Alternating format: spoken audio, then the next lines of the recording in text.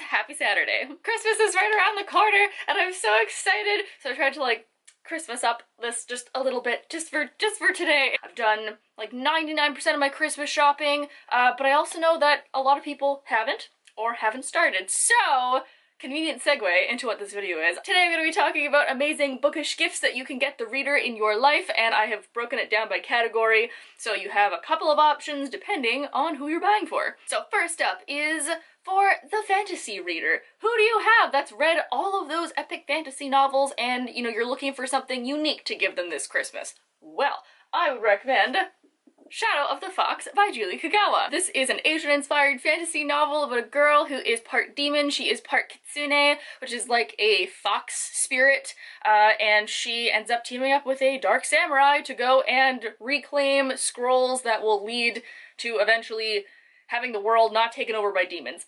And it was a really good book. It was action-packed, it was fast-paced, I really liked seeing like the shadow samurai as well. He was really interesting. Second is for the sci-fi nerd. See, originally I was going to say Illuminate, because nothing says Christmas like space zombies. I feel if you were a sci-fi nerd, you probably would have already read that, so I'm going to talk about the extremely underrated and not very much talked about The Diabolic by S.J. Kincaid. This has to do with things that are called the Diabolic, which are like genetically modified humans that act as bodyguards. The main character is one, and so the way that she thinks about things is not entirely human. It's also set in this space empire where space politics are a major factor in this person's life, and she ends up having to go undercover as another person of space royalty. S.J. Kincaid can write the best plot twists of all time. I'm very impressed. This one is a great one, and the cover is also stunning. So just amazing. Imagine unwrapping this. I would be very happy. Let's say you have someone that loved The Fault in Our Stars by John Green. It's a classic romance novel.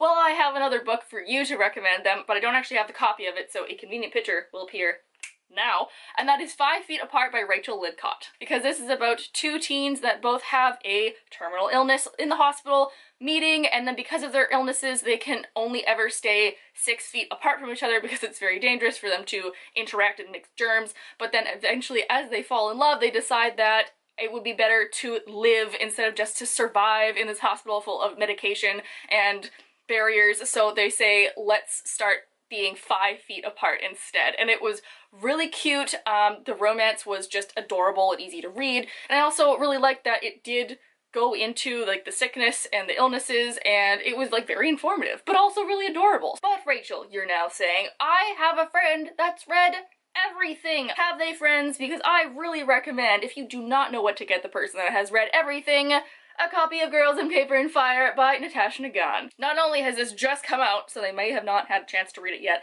this cover is freaking beautiful, and if I unwrapped this, I probably would just yell. This world is split into human case, demon case, and half-demon case, and the main character gets forcibly taken from her village to be in the court of the Demon King, and the more demon you are, the more animal you look. It's also LGBT, so there's a lot of LGBT politics within this, plus there's more mature themes. I will say right off the bat you have to be careful because there's violence and sexual assault in here, but the way that it was written in, I didn't feel like it was out of place, and I feel like those important themes are being brought into a YA medium in a very good way. If you just don't know what to get someone because they've read everything, this one will like knock their socks off. Now on the opposite side of the spectrum, say, Rachel, I have someone that I really want to get into reading. Maybe it's a younger cousin. Maybe it's your friend that just really likes television shows. What have you. One of the first books I always go to, and that is Six of Crows by Leigh Bardugo. I would say this is a good book for people that are like wanting to get into reading because it's fast-paced, it's a fun heist novel, there's a ton of diversity, and it's a fantasy world that's a little bit different than maybe the traditional European books or fantasy movies that you see on TV. We have a good anti-hero, we have a good hero that we do want to root for, there's a lot of heist planning and secrets and incredible backstories. Like, this is just a solid book all around. Plus, this is beautiful. It has black pages, so when you open this on Christmas morning, it'd be a little bit more like, ooh, instead of like, oh, a book. thanks. Like, no, you'd be open this, you'd be like, whoa. So there you have it. There is Rachel's gift giving guide for the holidays. So just finger guns. Please leave down below if you have any other book related gift ideas. I'm sure everyone watching would be happy to know. Make sure to tune into our last live chat of the year. That's tomorrow at 7:30 Eastern Standard Time. We are going to be having an end of the year party. So bring snacks, bring pajamas, bring yourself, and we're just gonna have a grand old time talking about books and being in the Christmas spirit. It's gonna be great, and I hope to see you guys all there.